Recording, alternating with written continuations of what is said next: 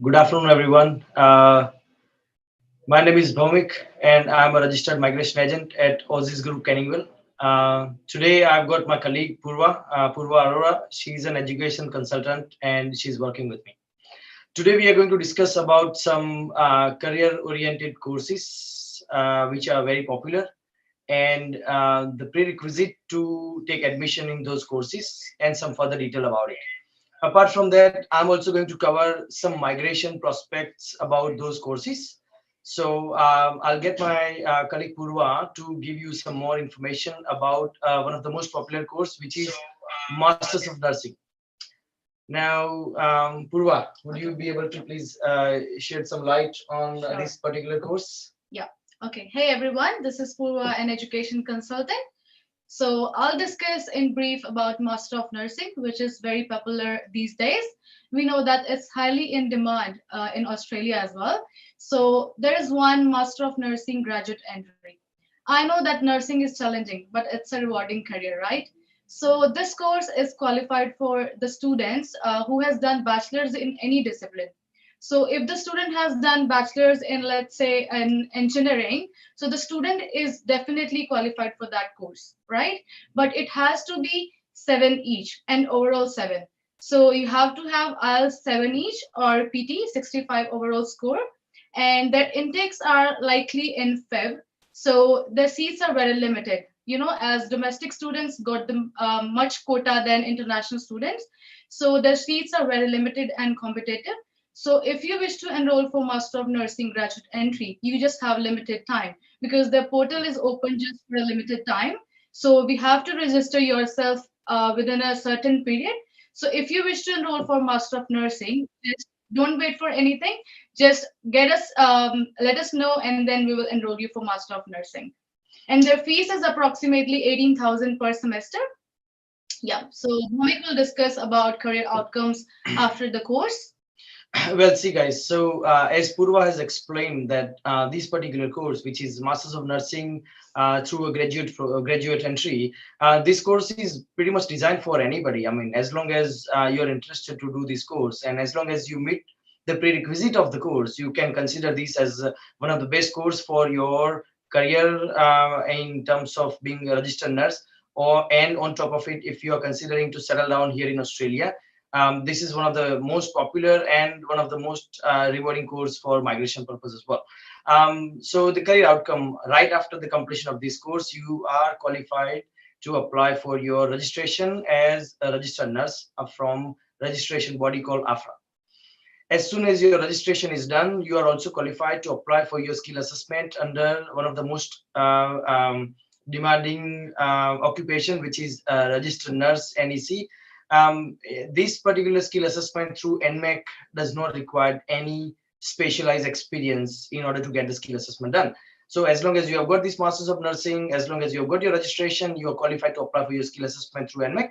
And right after the skill assessment, you are qualified to apply for your expression of interest, and you can wait in a queue to be invited from whichever subclass you've selected. Either you've selected 189 or 190 through any state nomination, or a 491 either through a relative sponsor or through a state nomination.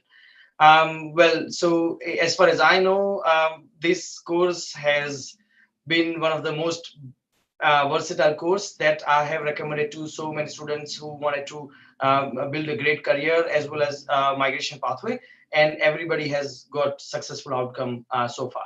So as we've also explained that the seats are very limited for these courses. So as we've said that the only intake we have is a February, and the admission application start somewhere around July, August. So if you are considering yourself to get into this course, please be prepared right now and get all the things ready, whatever you need in order to apply for the admission. And for the migration, if anybody has done this course or doing this course and somewhere in the last semester, they can possibly come consult one of us in our Aussizz Group branches, whether it is in WA or any other state. We are available everywhere to help you across all Australian cities. So, guys, this is one of the most important discussion I wanted to start with.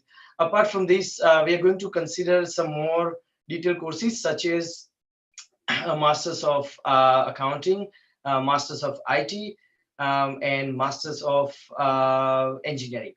Now, see, these are the three major streams that are like highly in demand all the time. And I mean, to understand the demand of these particular courses, you can check the history. I mean, from last 10 years, I have not come across any single year when the accountant were not in the list, the IT occupations were not in the list, and some engineering occupations were not in the list. They are always there, and they will possibly always be there until the skill shortage for the Australian development has not been completed, pretty much, right? So we are going to discuss about these courses. Now I'll get Purva to give you some more information about the courses of which is accounting, engineering, and IT, and obviously some prerequisite to enter into these courses. So next we'll discuss about Master of Information Technology. So you have various subcategories. So you can choose a specialization for Master of IT, which could be either cybersecurity, web developer, artificial intelligence, and it can be programming as well. So it depends on your preference that if you are good at programming, you can choose a specialization. So every specialization has their own skill assessments done by the assessment bodies. So Bhaumik will discuss after that. And the requirement is prerequisite requirements are 6 each and not less than 6 and overall 6.5. So there are some providers who provides this course rather than Feb and July, such as March, July, September, and November. So if you wish to enroll into that education providers, feel free to contact us at Aussizz. So you can just get it enrolled in any of the education provider apart from the Feb and July day. So their fee structure would be around 16,000 to 17,000 per semester, which would be worth about your after your completion of the course. So Bhaumik will discuss for the future pathways for that. All right, great. So guys, yeah, just to add some more information on these, as Purva has explained that these particular courses, for example, Masters in IT, Masters in Computer Science, or Masters in Commerce, major in IT. Now, these are the general title of IT qualifications in a master's level. The career outcome. So career outcome is more based on your career. The subject that you choose when you study this master's course. Let's say, for example, you've done the course called Masters of Information Technology, and the major subject you were having, they were more of the system analyst, they towards the business analyst, more of a project management, more of some management unit. So in those particular subjects, you are covering to consider the occupation which comes out from this master is a system analyst, ICT business analyst. The other one is ICT project management, and all those things, right? Now, if you have selected your major in networking, or your major in programming, or your major in cybersecurity, then your career outcome will change accordingly, right? So for example, programmer, the outcome will be developer, programmer, software engineer, and application developer, analyst, programmer, and all those things, right? The second one is networking. So networking means like network analyst, network administrator, computer network system engineer, and support engineer, and all those things, right? If you go with security, then you are more inclined towards ICT security specialist, and in the same group called a system administrator and all. Now, the occupation which I've just informed you all in my last minute, which is all, I mean, they are all in medium and long-term occupation list, and they all are very high in demand at this point of time. Being IT is one of the most critical sector, and department is heavily focusing on the skill select invites for this occupation. So if you are considering to apply for admission in these courses, and if you are expecting the great career reward, at the same time you're expecting a migration outcome, you cannot go wrong with these courses, guys. I mean, this is the brilliant decision you are going to make it towards your further future plan. Apart from these courses are pretty much available in all the cities. I mean, you name it, Melbourne, Sydney, Brisbane, Adelaide, Western Australia means like Perth, The intakes for these courses are pretty much February, July. We also have some in university and college the private provider who are running intake, which is in September and November. So throughout the year, if you come across to have any clarification about the intake, we are all here to help you out. Our details are available on every other platform which we are using uh, to to connect you all, right?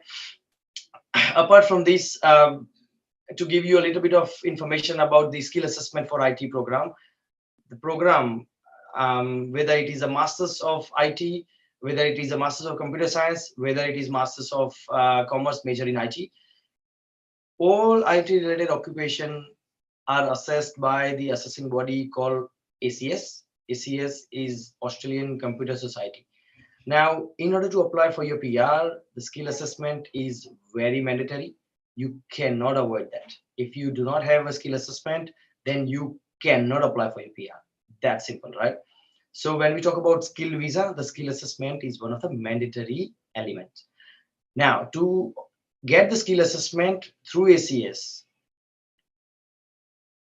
you need to have a qualification which is highly connected to IT.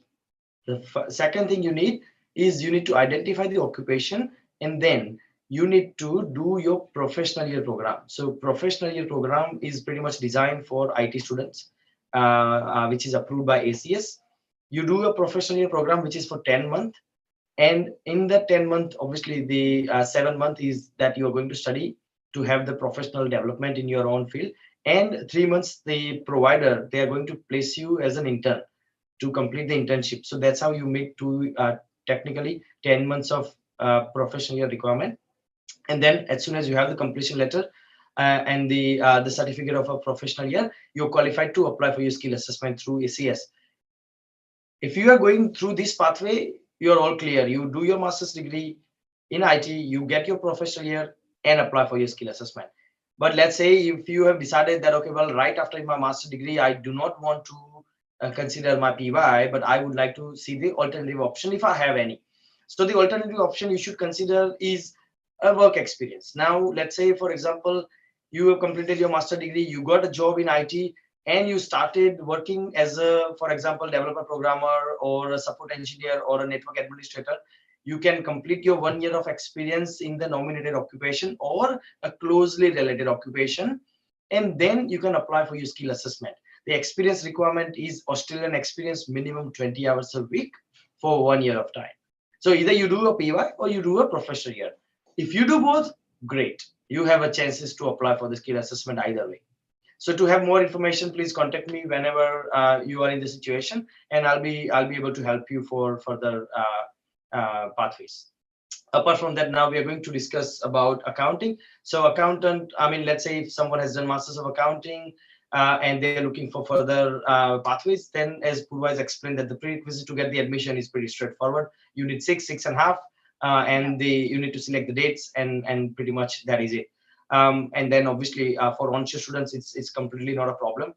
We can help you because we are here. And once you are done with your master's program in accounting, you're qualified to apply for your skill assessment through either a CPA, IPA, or a CA.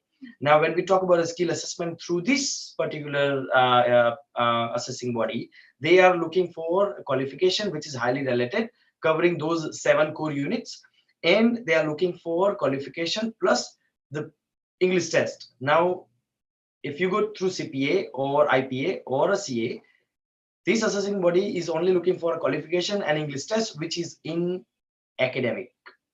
So either you do PTE academic or you do these IELTS academic or any other eligible test, but only academic. There is no such requirement of an experience to get your skill assessment in accounting, guys. So do not get confused. You literally do not require any experience to get your skill assessment done from a CPA, IPA, or a CA. So right after your master degree, if you have got the enough English required scored and master degree, you qualify to apply for a skill assessment. And right after the skill assessment, you can consider yourself to apply for an expression of interest. And then from there onward, you can take it. To have more information and clarity on this, please contact me. I'll give you more detailed information about the most cut-off information about these occupations in the last recent rounds for either a state nominated or the independent skill 189. Now, the other one, which is my favorite, this course is Masters of Engineering. Obviously, I mean, you all are aware of it, that Masters of Engineering from accredited provider, I mean, irrespective of the discipline, whether you have a civil engineering or mechanical engineering or electrical electronics engineering, as long as your master degree is from accredited provider, and as long as it is accredited by one of the eligible accord, which is, I mean, mostly Washington Accord, then you are eligible to apply for the skill assessment right after the master degree. Now the best part is that as soon as you're done with the master's qualification, you have just applied for the graduate visa. Side by side, you have applied for your skill assessment through Engineers Australia under the accredited pathway. Now, when you apply for the skill assessment under the accredited pathway, having a master's qualification from Australian university, you do not even require English test. Guys, seriously, you do not even require an English test. So that's what I'm saying, that right after the qualification, you're qualified to apply for your skill assessment with the same master. Now, once you have a skill assessment, obviously you need to meet the minimum prerequisite points to enter into the pool to apply for your skill visa, whether it is 189, 190 or a 491. So the skill assessment is very mandatory. Those people who have done engineering and who are considering to do engineering, well, if your qualification is accredited, great. If it is not accredited, that's fine. Do not stress. Because if your qualification is not accredited, then it does not mean that you are not qualified to apply for the skill assessment. There is an alternative pathway to apply for the skill assessment, which is CDR pathway. The CDR pathway is most common that we use for all overseas qualified engineers and also those who are having a non-accredited qualification. So CDR is basically those reports that you have prepared while you were a student or you faced any internship or something, and then department, I mean, Engineers Australia is looking for kind of explanation on those projects, that what kind of projects you have done and what kind of problem you have faced while building the whole project, and then forward, how did you resolve those projects and who monitored the whole project while you were doing it. So basically they are looking for 3 projects, career episode 1 on 1 project, 2, 3, and then they are looking for a summary statement, which is a very standard format of Engineers Australia. And then obviously to end with, it's a CPD. CPD is like continuous professional development.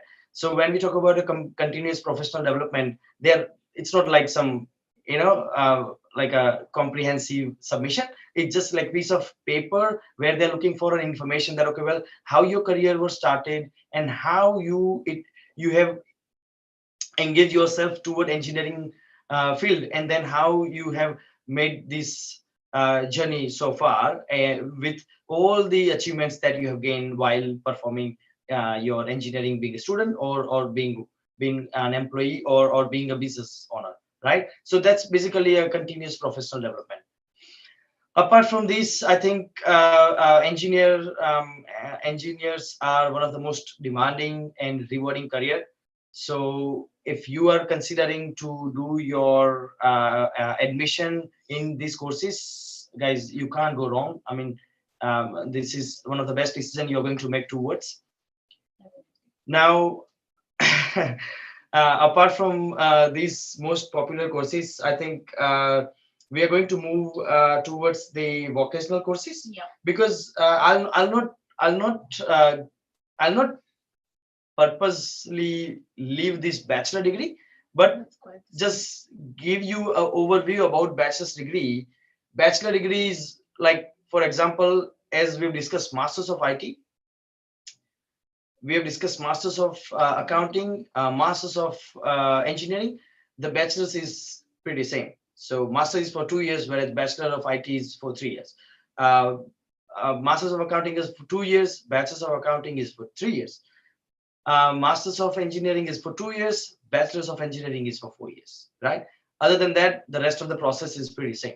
The only difference in my the first half and the second half is that we have discussed Masters of Nursing under the graduate entry, and a Bachelors of Nursing is a bit different.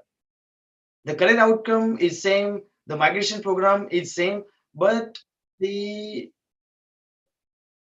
the intake are different when we talk about admission in a bachelor's of nursing, because there are more provider for a bachelor's of nursing than masters of nursing. Yes, right. There are more intakes for a bachelor's of nursing than a masters of nursing. There are some design program for a bachelor's of nursing, like you must have heard a course called conversion program. So a lot of people, they talk about conversion program. Now, what is a conversion program, right? So conversion program is basically a name of the course, which is an alternate course of a bachelor's of nursing. If you have done, let's say, if you have done a diploma of nursing back home in your own country, you've gained like a couple of years of experience, and then you suddenly decided that, okay, well, I would like to pursue my bachelor's of nursing. Then in that case, you always have a choice to go straight in a bachelor of nursing or to apply through conversion program admission. So when you apply for the conversion program, you necessarily do not have to complete the entire bachelor's of nursing for 3 years. They will alter the program with your experience and a background qualification, give you the credit, and then ask you that, okay, well, you may be able to complete your conversion program, which is a bachelor's of nursing in a year and a half time, or a 2 years time, or maybe in a year time, right? So this is the difference between masters of nursing and a bachelor's of nursing, guys. Apart from this, pretty much it's the same thing. The registration process is same whether you have done a bachelor's of nursing or a master's of nursing. The assessment pathways are same. The points requirement to enter into the pool are same, and the registration process is pretty same. Career, obviously, you become a registered nurse. Either you do a bachelor's of nursing or you do a master's of nursing. So this is something that you do not have to worry about either way. Now, apart from this, well, we always get such questions about vocational courses as well. So for vocational courses, I'll get Purva to give you some more information about vocational courses, the entry requirement of those courses, the intakes, and obviously we are only going to talk about such courses which are like very, high in demand in terms of the employment, in terms of career enhancement in any different trade sector, in terms of the salary scale, in terms of the migration pathways, and pretty much uh, reasonable as well, right? So, Purva, can you please Yeah. explain? Okay. So I'll start with vocational courses. So like first one is if we talk about hospitality course, I'm sure that everyone is familiar with this courses. So it has certificate 3, certificate 4, and diploma of hospitality management, which can be for 2 years. So after 2 years, you can get the skill assessment as they need job ready program or not. So the Bhaumik will let you know. But their course prices is very cheaper, way cheaper than the masters. I cannot do comparison within a master's and diploma level courses. However, they both are on their own levels. But I can say if you're looking for a cheaper option and if you're looking for if you have passion for doing a job in chef or doing as a cook, so you can get enrolled in certificate 3, 4, and diploma. And after that, you will get 2 years post-study work rights. So in which you can do 1 year JRP, job ready program, and their fees would be more likely for 23,000 to 24,000. Depends on the provider that you choose. That's for 2 years. So we can say that 1,000 per month. It's a way cheaper. So if you're doing masters in business administration, I'm sure that students are struggling with this one. So they can do that as well. So Bhaumik will discuss about the diploma of hospitality management. Yeah. So, guys, thank you, Purva. Thank you for sharing some information about hospitality, guys. I mean, this is, as you all know, that hospitality is, pretty much very pumping industry, and the requirement. I mean, I mean to say, this particular career as a chef or a cook is always in demand. And some people, they do it for a passion, and some people, they do it for because they want to have these as a career for the rest of the life. And some people, they do it because they want to look for a more migration pathways, which is more clear. Now, obviously, when we talk about hospitality industry, I mean, this has always been in demand from last 10 years. So if we understand the history, you cannot go wrong with this part, right? So to get the admission in these courses, it's not very challenging. To get the admission in these courses for particular time frame, I mean, the intakes are pretty much available in every one or a second month throughout the year. There are so many providers who are offering a very reasonable price for these courses. And obviously, you always have a preference. Either you want to go towards the city to study, or you want to go somewhere in more like suburb kind of location where you want to have some more accessibility for further parking and transportation and all. So pretty much all type of information is available on internet as well. But obviously, we'll give you more clarity when you come and discuss your kid's situation with us. Apart from this, when we talk about a migration pathway for hospitality, well, either you are a chef or you are a cook.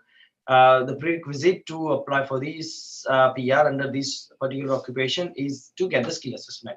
Now, to get the skill assessment, being a student here in Australia, doing the hospitality related courses, which is sub 3, 4, and diploma, and then apply for your skill assessment through TRA, is that you are looking for an option under a job ready program. Okay, so job ready program is the actual process to get the skill assessment under either as a chef or a cook. And once the job ready program is done, which is for 12 months, then you're qualified to have a skill assessment and then apply for your skill visa. Now, I won't make it more boring because I don't want to stretch it too long for the job ready program. Job ready program is one of the most popular avenue that all trade occupation use it, and it's very comprehensive as well. So I will rather move on other courses, and then I'll wrap it up with a bit of highlight on the job ready program. So I'll jump on another trade course, which Purva will give you a bit of clarity. We're talking about the automotive. Now, automotive is one of the popular trade course. Exactly. And apart from automotive, the another one we can discuss is carpentry. Yeah. And we can also discuss other courses which are not trade, but they are diploma level courses. Yeah. So let's just finish these two first, which is automotive and the carpentry. So Purva, can you please give some more clarity on these two courses? Yeah, okay. So automotive has the same like hospitality. So they do have certificate 3 in light vehicle mechanical technology, certificate 4, and followed by diploma of light vehicle mechanical technology. So I come across many students who wants to just get into the service repair centers, or they have the passion to just go into that sector. So I would definitely recommend for that students, because their IELTS or PT test is equivalent to 5.5, or you can say it could be 6, or not less than 5.5. It's like very good option for the students who wants this as a passion, because they can they can grab this opportunity as a diploma level rather than going to the bachelor's or master's. So the course fee structure is approximately 23,000 to 24,000 for 2 years, and after that you have to get 2 years post-study work rights, and the intakes are available every month. So we can get you enroll in any education provider as you like, or as we can suggest many other education providers as well, because this is the best option as far as I know. And talking about carpentry, so in carpentry we have certificate 3 in carpentry, so which is for 2 years. That's the best option, that you don't have to go to the diploma level, but you can just do certificate 3 for 2 years. After that, you are qualified for your permanent resident. As Bhaumik will get the skill assessment. He will let you know about all the skill assessment regarding career outcomes. Yeah. So guys, see, we've discussed these trade courses which are very popular. The hospitality we've discussed about the carpentry, and we have also discussed about automotive, right? So all these trade courses, and apart from this, I mean, you name the trade, my friend, you name the trade, they all are pretty much in demand, right? So I don't want to just talk about all 5,000 occupation, but I'm just talking about trade in general, right? So whether you are a carpenter, whether you are a tiler, whether you are a chef, whether you are a cook, whether you are automotive, or whether you are any other trade, you all are going through the skill assessment process through only one assessing body, which is a TRA. If you have Australian qualification and you are a recently qualified graduate from any of the trade qualification, you are eligible to apply for your skill assessment as soon as you apply for your graduate visa. So as soon as you apply for your graduate visa, which is a work visa, right after the completion of your qualification, you can also apply for your job ready program. Okay. Now, job ready program. So I'll give you a little bit of more clarity on job ready program. So job ready program is designed for the trade occupation assessment. The program has got total 4 stages. The total period for this program is 12 months. The total hours that you have to complete throughout this 12 months is 1725 hours. So you technically have to find an employer where you are going to perform the task, whether you are a chef or a carpenter or a tiler or a bricklayer.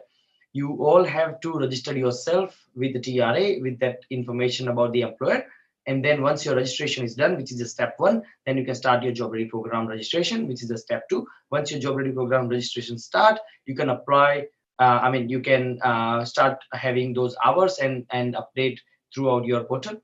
And the hours are, as I said, 1725. So while doing this process through stage 2, gaining the experience, as soon as you are done with your 6 months of experience and total 863 hours out of that 1725, you are eligible to perform the test, the practical test. So the test is, guys, okay, I'll make it very clear. Test means job ready program practical test. That test is not some rocket science. Okay, it's not something that you would fail. Do not stress about this. Okay, this particular test is like very, like very basic assessment from the TRA assessing officer. They will possibly they will they will give you like a possible advance notice before they conduct the test. When the test is conducted, they will come to your workplace and they will observe your performance while you are performing the task. They will not ask you to do any certain things. They will just observe you and then ask you those questions accordingly only. Okay, so that is the test. Pretty much I have not come across more than 2 people so far in my whole career who said that they failed, right? So pretty much everybody has passed. After the test, you are all sorted. You only have to finish another 6 months, which is the remaining part of your GRP, and then the final assessment, and that is it. As soon as you're done with those hours, the hours are updated, the 12 months are finished, and your final assessment is clear. You are eligible to have the skill assessment outcome is whichever trade you have selected, which is a carpenter, tiler, or chef. Once you have a skill assessment, then you can apply for your skill visa through any of the stream, whichever are available, whether 189, 190, or 491. Now, this is the clear-cut information about trade courses and for the job ready program. So apart from this, we've got two more popular courses. But before I start, I've got one of my someone has just commented that I'm looking for information about masters in teaching.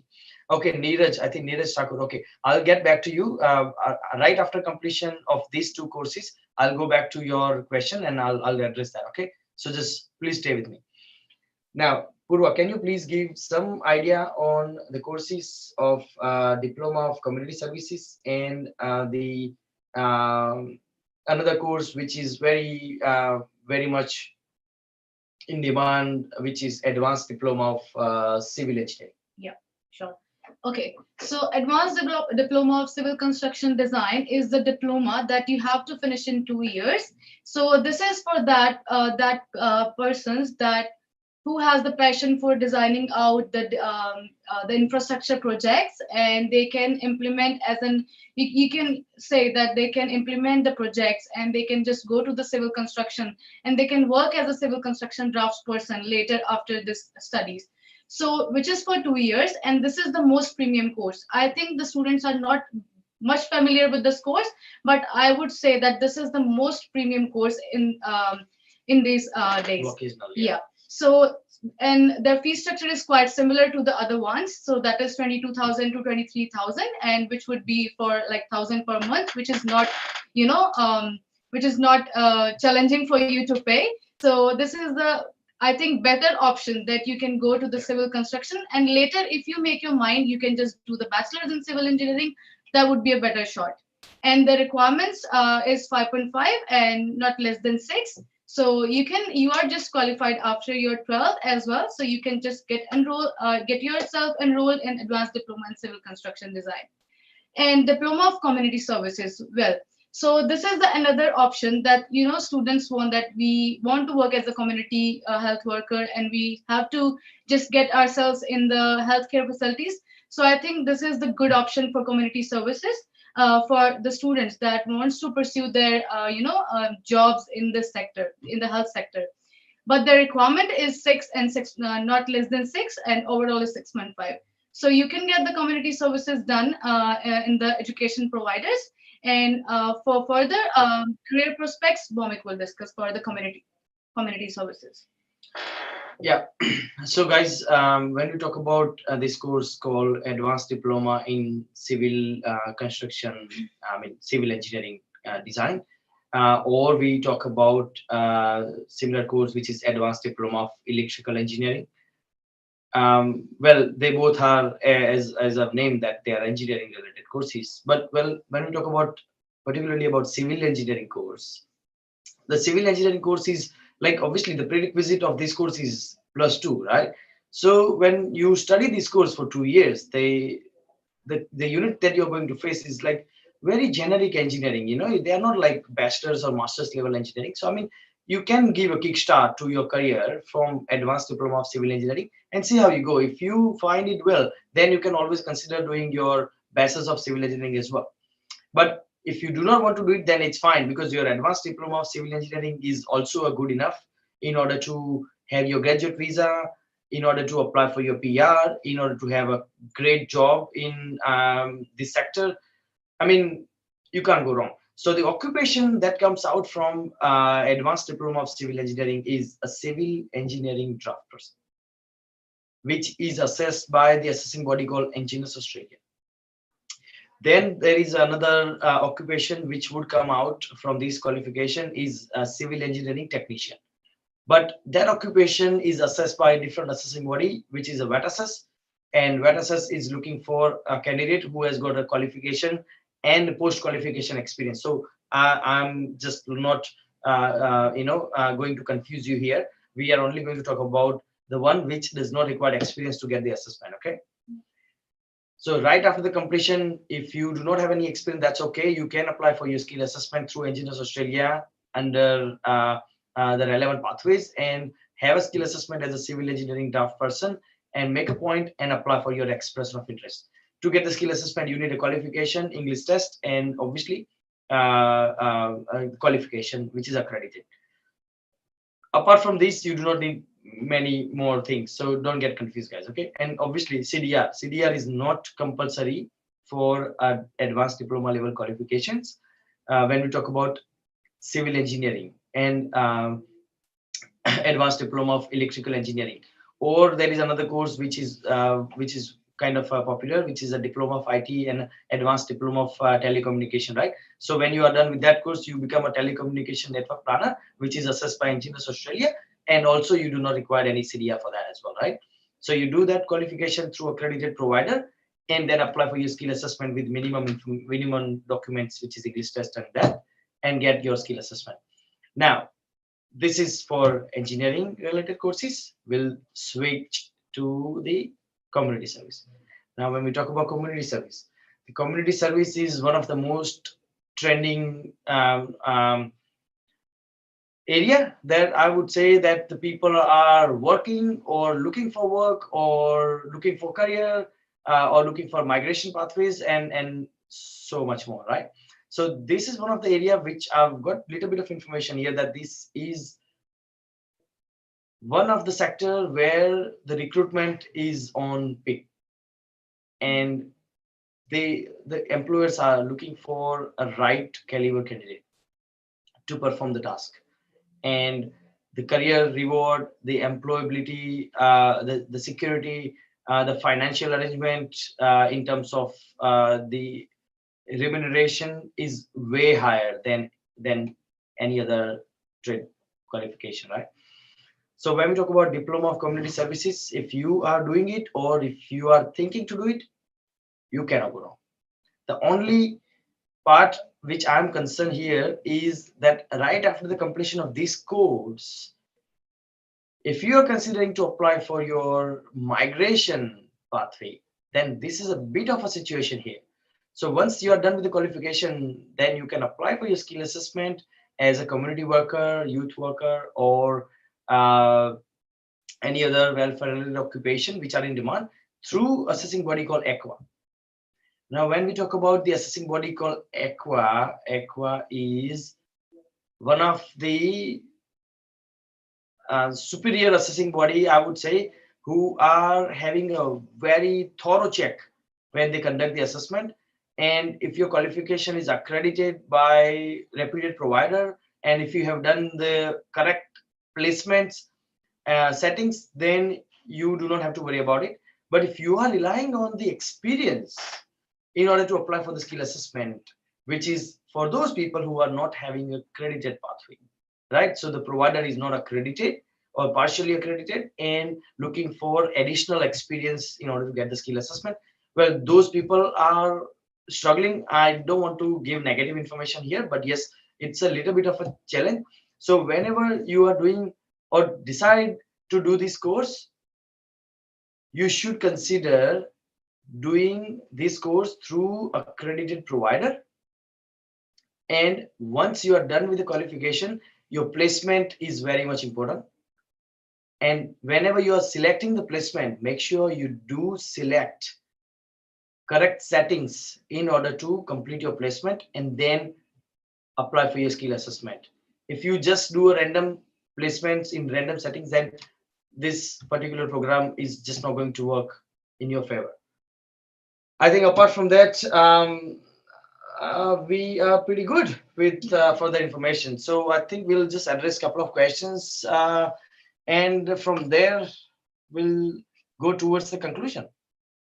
So let's hear it from Rinku. Okay, so what about masters in biotechnology? Okay, so Rinku, to answer your questions, masters in biotechnology, yeah, well, this course is good, available in so many universities here in Australia. Um, Mostly, when you are done with this qualification, you can apply for your skill assessment through assessing body called VETAssess, either as a biotechnologist or you are considering to apply for a microbiologist or something similar called life scientist or something similar called life scientist journal. Now, those are your most career-oriented occupation that you could select in order to apply for your skill assessment. And then when you apply for the skill assessment in one of those selected occupation, then you need to have a post-qualification experience in order to apply for your VETAssess. So post-qualification experience means that right after the master's completion, you need 1 year, minimum 20 hours a week, and then you can apply. So that is fine. And for Shilpa, for contact detail, yes, I think we have shared the email address, bhaumik@aussizz.com is fine, but there is another one, bhaumik@aussizzgroup.com. I'll just edit that one as well. Okay, then below, okay, then Mr. Maninder Chauhan. What are my chances for 65 points for 189 and 70 points for 190 as a motor mechanic currently in Victoria? Okay, my friend, I mean, I can certainly help you with these things, but if you don't mind, please drop me an email with this question and I'll get back to you. Okay, just drop me an email, because obviously I don't want to change my mindset towards this skill select, but I'll definitely do that for you. Then got this Neeraj Thakur. Okay, so Neeraj, for you, masters in teaching. Well, masters in teaching, when you are doing it through accredited provider who are having the affiliated qualification through AITSL, and once you are done with this masters of teaching, you are qualified to apply for the skill assessment through AITSL. The qualification, so the assessment requirement is a qualification and English test, IELTS academic, where you required the score 7, 7, 8, 8. So 7 in reading, 7 in writing, and 8 in listening, 8 in speaking. Now, if you do not have the score, then the AITSL is looking for exemption is only eligible for those people who are having a bachelor's degree or higher degree in Australia, which is for minimum 4 years of time, right? So if you have done a bachelor's degree and then you have done a master's degree, then technically you have got bachelor's for 3 years and master's for 2 years. You do not require English test. But if you have only done master's degree for 2 years, then you do require the skill assessment. Sorry, you do require IELTS for the skill assessment. So I mean, course is great, no, nothing wrong with it, and obviously PR pathways is very strong. Narendra, in recent postgraduate with no experience in India in any state nominating for doctor without experience. Well, see, Narendra, obviously, when we apply for the skill visa, the experience is not a mandatory. I mean, if you are a doctor and if you already got your registration through Medical Board of Australia, AFRA, which is AFRA, and then having minimum points, then you can consider applying a skill visa 189 or 190, because experience is not a mandatory unless you want to claim a point, or it is a prerequisite to get the skill assessment. I hope I have answered your questions, right? So do not get confused with experience. You are not good in a student visa. Yes, my friend Nitin Jamdar, I'll take your comment in my favor as well. I'll try to improve, my friend, if I'm not good. But thank you very much for being very honest. Maninder, yes, I'll send my email address here, my friend. You can take it from the chat box. I'll move it to this another gentleman. Chamat, is there any chance for 190 or a 492 chef WA scheduled to next round? I got 65 points for 190 and 75 for 1. Well, see, if you are living in WA, then you've got a great chance to be invited under the schedule too, because department is very much keen to invite people who are living in WA, not the other way around. So if you're living in WA, then obviously we have got a quota, and obviously we are expecting invitation round to happen till the end of the financial year as well. So stay there, stay calm, and if you need more clarification, please book a consultation to come and see me, and I'll give you more clarity on this, because I can certainly say that I know WA state nomination better, and I can give you better clarity as well. Okay. Now I'll move to this another guy. What is the English score requirement? Now, Narendra, can you please paraphrase your question? What is the English score requirement for what? Okay, so you're talking about this gynecologist registration, right? Yeah, well, English test is a 7 in each, right? So 7 in each component. Okay.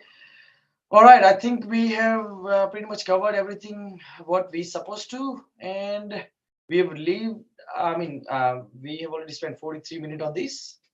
Is there anything else that Purva you would like to add, or I think we have covered so many topics in this great, live. Yeah, great, I think great, that great. would be helpful for the students. All right, guys. So I think we have provided all the information, whatever we can, through this live video. Obviously, see, we just wanted to, connect you all and give some more clarity on the admission and further PR related pathways. But apart from that, well, see, we are a very established consultant here in Australia across all the major cities, and we are having our offices across Australia. So if you are considering to have more clarity on the discussion what we have had today, then please go to nearest office in your city and meet our educated and well professional consultant. We will be there to help you out. Thank you very much, everyone, and have a fantastic evening. See you next time.